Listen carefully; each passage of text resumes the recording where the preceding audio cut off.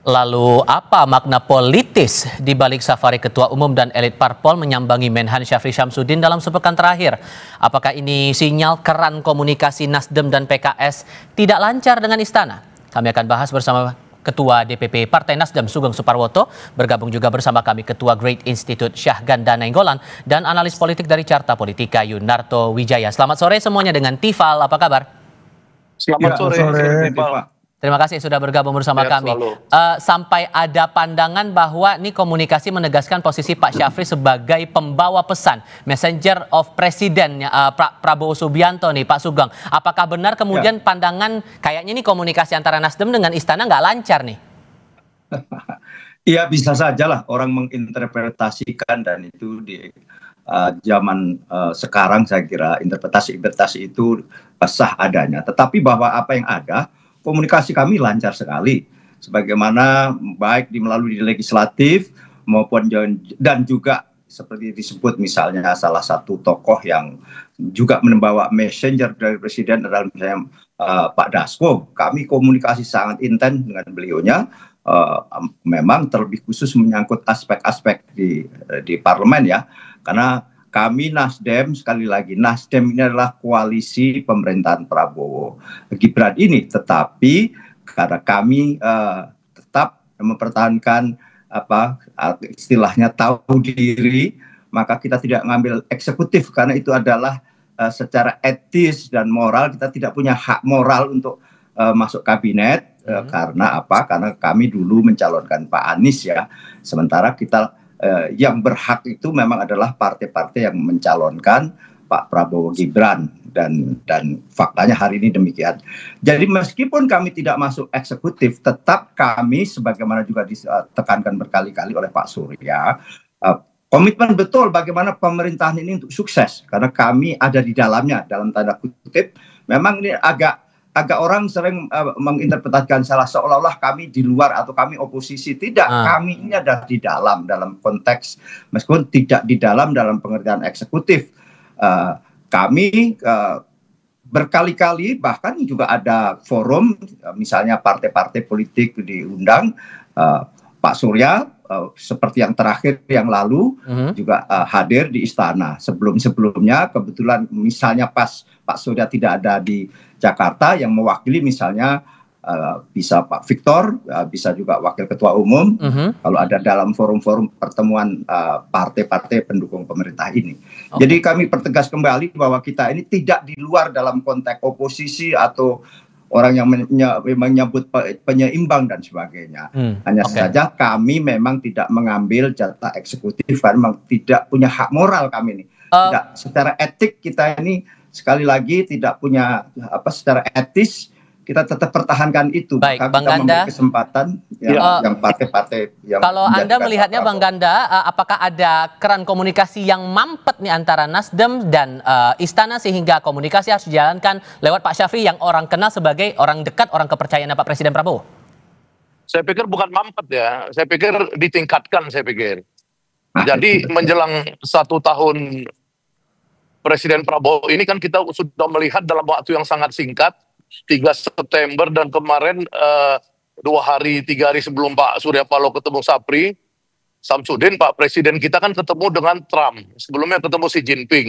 Artinya dia telah melakukan politik global yang sangat luar biasa, sehingga dia butuh dukungan yang lebih konkret dan lebih kuat di Indonesia sendiri. Ya, selama ini kan kita melihat bahwa koalisi lama yang koalisi Kim itu ya gasnya, turbinnya kurang gede. Nah sementara Nasdem dan PKS meskipun diajak koalisi, mereka kurang diberikan penghormatan ya. Kalau tadi Mas Sugeng bilang moral politik, secara moral tidak berhak untuk mendapatkan menteri dan lain-lain, justru sekarang saatnya mungkin menurut saya ya itu secara hak politiknya harus diberikan. Jadi itu Nasdem dan PKS itu harus minimal dapat 3 menteri juga, ya agar apa? Agar koalisinya itu bisa menyongsong ya kebesaran Indonesia yang akan dibawa oleh Presiden. Ya itu. Nah itu jadi saya melihat bahwa ya itu satu adalah langkah yang sangat luar biasa dari Presiden untuk persatuan dan ini yang kedua, ini yang penting adalah bahwa selama ini Pak Sapri itu dianggap bertanggung jawab dalam isu-isu militerisme, ya, kemudian untuk buat undang-undang darurat militer dan lain-lain. Nah, dengan penugasan ini oleh Presiden itu memperlihatkan bahwa isu dia sebagai tentara yang pro demokrasi dan sipil, dengan dia menjalin kerjasama dengan kekuatan sipil yaitu partai-partai, ini menunjukkan bahwa arah demokrasi kita di era ke depan semakin baik. Oke, Mas Toto, kalau melihat tujuan komunikasi antara Nasdem dan PKS ini adalah ke Pak Syafri, kalau Anda membacanya secara politik, apa sebetulnya kebutuhan dua partai ini sampai ketemu dengan Pak Syafri? Jawabannya sebenarnya Mas Tifal harus dimulai dengan terlebih dahulu kita bertanya, mungkin nanti Mas Sugeng bisa menjawab ya. Apakah undangannya datang dari Pak Syafri atau inisiatif dari Pak Surya Paloh dengan teman-teman PKS? Karena maknanya akan berbeda. Pertanyaan Mas Tifal tadi mungkin akan menjadi valid. Seakan-akan ada komunikasi yang tertutup atau kemudian macet, sehingga Nasdem dan PKS merasa kemudian harus mendekati orang dekatnya Pak Prabowo. Gak cukup dengan Dasko nih, karena Dasko ternyata misalnya hanya menguasai wilayah legislatif, lalu kemudian masuklah ke orang terdekat Pak Prabowo yang lain, namanya Syafri Samsudin.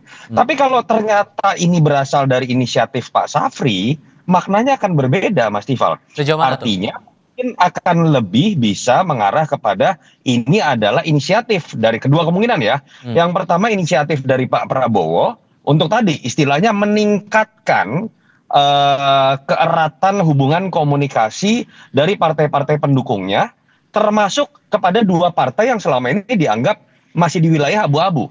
Dalam konteks ini kan menyatakan sudah mendukung, tapi kan memang historinya mereka bukan partai pendukung Pak Prabowo dengan Mas Gibran dalam konteks kampanye.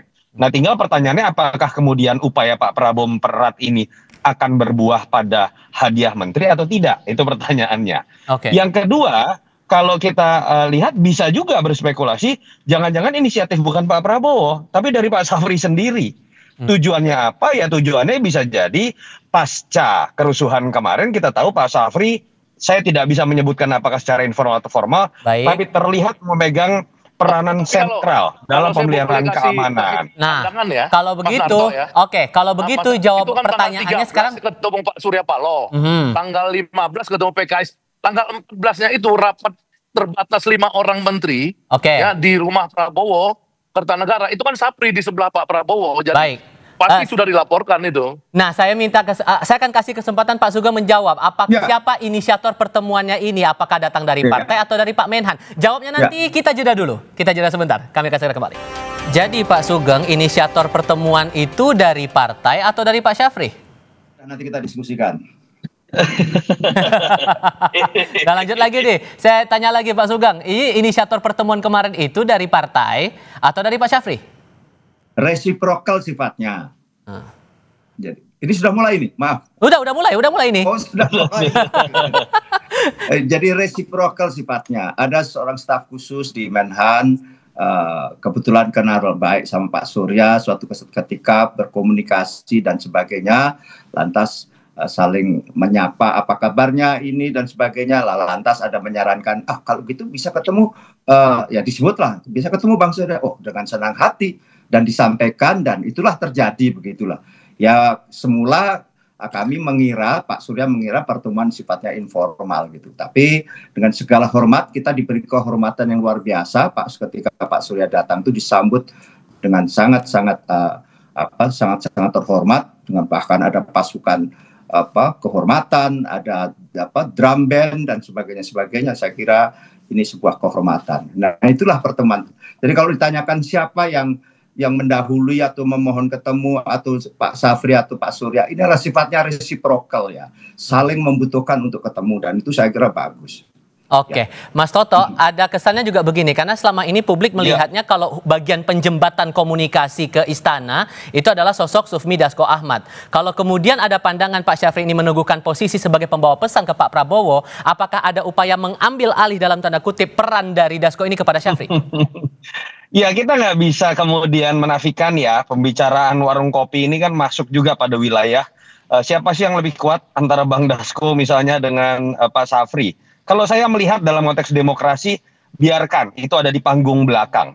Dan biarkan andai kata pun ada sebuah kompetisi di antara inner circle Pak Prabowo, itu kita anggap dialektika yang malah kemudian menjadi check and balances. Tapi tidak bisa dinafikan, pasca dari kerusuhan kemarin, nama Pak Safri yang biasa ada di panggung belakang, itu memang kemudian sekarang lebih mencuat di atas permukaan. Dalam konteks kalau kita bicara memang sejarah, Pak Safri teman dekat satu angkatan dengan Pak Prabowo sebelum masuk dalam fenomena politik elektoral misalnya gitu ya. Tapi catatan kritis nih Mas Tifal, menurut saya ada dua catatan kritis. Yang pertama, andai kata Pak Prabowo memang benar ingin meningkatkan kekuatan politik untuk kemudian bisa menghadapi situasi yang tidak mudah dalam konteks ekonomi secara nasional ataupun dalam konteks global, saya berharap sih Pak Prabowo tidak dalam konteks agak beda nih dengan Bang Syaganda ya. Jangan kemudian menambah beban pemerintahannya dengan kemudian menambah menteri sebanyak-banyaknya lagi, wamen sebanyak-banyaknya lagi. Karena kita tahu ruang gerak dalam konteks manajemen pemerintahan itu akan lebih berat ketika kemudian malah menambah daya koalisi, menambah kompensasi koalisi, apalagi harus menambah jumlah anggota kabinet. Yang kedua, catatan kritis juga Mas Tifal. Sebetulnya secara kode etik harusnya pertemuan yang membahas koalisi itu tidak dilakukan di ruang kementerian dan di hari kerja. Itu saya pikir adalah masukan bahwa substansinya sesuatu yang positif dalam konteks rekonsiliasi, memperkuat semangat kebangsaan. Ya, tapi dalam perjalanan sejarah Pak SBY, Pak Jokowi kan sebenarnya udah belajar mencoba menghindari pertemuan anggota koalisi di istana ataupun di ruang kerja menteri. Itu saya harapkan ke depan. Ada kesan ambil alih itu masuk akal nggak menurut Anda Bang Ganda? Ambil alih apa? Peran antara Pak Dasko ini terkesan diambil alih oleh Pak Syafri sebagai pembawa pesan ke Pak Prabowo. Kalau menurut saya sih mereka waktu ketemuan di DPR disambut oleh oleh Pak itu kan menunjukkan bahwa mereka itu memang siap berbagi peran kan sebagai tangan kanannya Pak Prabowo. Jadi kita melihat positif aja bahwa ini sedang bekerja keras karena beban nasionalnya makin berat. Nah untuk yang tadi untuk menambah gemuk, idenya kan bukan menambah gemuk, tapi menteri-menteri yang belasan orang yang dititip Jokowi 13 Oktober tahun lalu, ya ini kan dalam rangka setahun ini mungkin kan mau dievaluasi. Jadi itu yang gantikan oleh teman-teman Nasdem dan teman-teman teman-teman PKS yang karena mereka tidak mewakili parpol sama sekali, seperti menterinya Jokowi yang di kesehatan, menteri kesehatan itu kan tidak mewakili sama sekali selain kepentingannya Jokowi. Ya, Erick Thohir, dia mewakili siapa? Dia mewakili kepentingan Jokowi. Untuk apa di situ? Daripada itu kan mending Menteri Pemuda dikasih sama Sugeng ini kan, Sugeng tokoh pemuda dong zaman eranya dulu ya kan, dibanding dikasih yang Erick Thohir gitu. Misalkan ya. Ini bukan ini, jadi nggak nambah gemuk enggak. Jadi di replace saja orang-orang Jokowi yang nggak ada gunanya sekarang. Sekarang muncul pertanyaan barunya gini Pak Sugeng, karena kan di tengah dinamika ini kita juga melihat bahwa ada banyak elit Partai Nasdem ini hijrah ke partai lain. Saya sebut aja PSI. Apakah ada kaitannya pertemuan ini dengan banyaknya elit partai pindah ke PSI? Waduh, terlalu jauh lah. Interpretasi itu terlalu jauh. Sekali lagi terlalu jauh. Jadi kita menghormati kawan-kawan saya itu kebetulan yang hijrah atau mungkin mendapat tantangan baru, mungkin mendapat harapan baru. Tapi ketika di Nasdem, Pak Surya itu memberi kesempatan luar biasa kepada beliau-beliaunya itu. Tapi bahwa dalam politik, proses politik ada dinamika lantas mungkin memilih ke sana, katakanlah ke PSI, kita hormati setinggi-tingginya. Itu kawan-kawan dekat saya itu, katakanlah sebut saja Mat Ali, Bestari Barus, itu kan kawan-kawan sepergulatan kami. Tapi sekali lagi itu terlalu jauh itu. Bahkan kami sekali lagi soal kok kesannya dramatik sekali ada beberapa yang pindah ke partai lain. Itu biasa bagi kami gitu loh. Bahkan apa disebut dengan circle of life ya, bahwa itu kan terus menerus saya pun akan segera surut nanti pada waktunya kan begitu kan, terus tumbuh anak-anak muda dan sebagainya. Ada kesan ke arah sana juga nggak kira-kira Mas Toto? Ini hubungannya dengan banyak elit Partai Nasdem pindah ke PSI?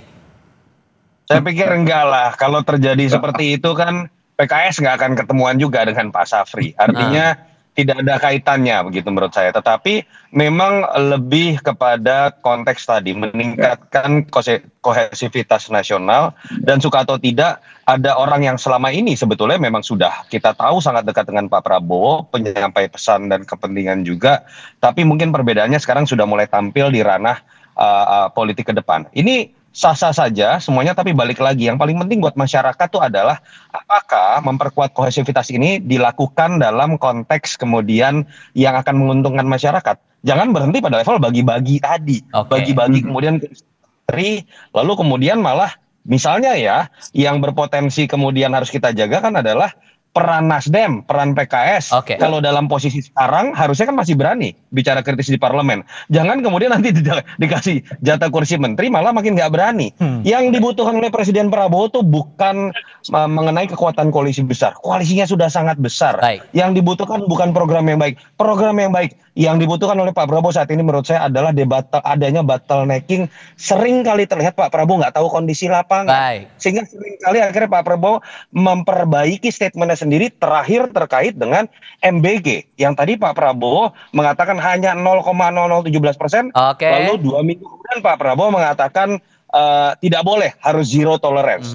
Ini kan contoh dari bagaimana kebutuhan utama dari Pak Prabowo bukan membangun koalisi yang lebih besar. Terima kasih para narasumber sudah bergabung di diskusi kami. Pak Sugeng, Bang Ganda, Mas Toto, terima kasih sudah berdiskusi bersama kami. Selamat sore semuanya. Yuk, Toto.